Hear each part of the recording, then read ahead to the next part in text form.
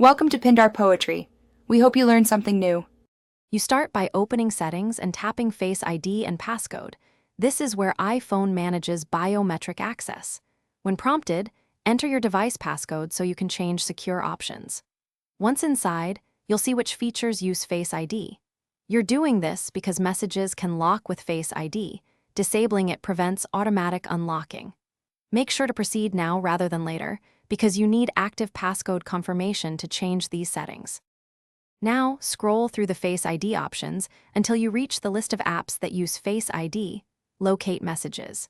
Tap the toggle next to Messages to switch it off, which removes biometric unlocking for that app. Once done, Messages will no longer show locked previews via Face ID and will require your passcode or manual access. Make sure to confirm the toggle change state. That visual change indicates the setting saved. This prevents accidental or unauthorized. Finish by locking your iPhone and testing Messages. Open it to confirm Face ID no longer unlocks the app.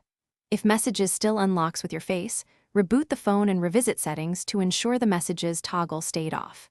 If problems persist, consider toggling Face ID off entirely and back on, or reset Face ID and re-enroll, only as a last resort because you'll have to set up your face again.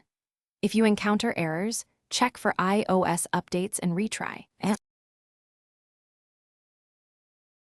Thanks for watching. Consider subscribing if we helped you.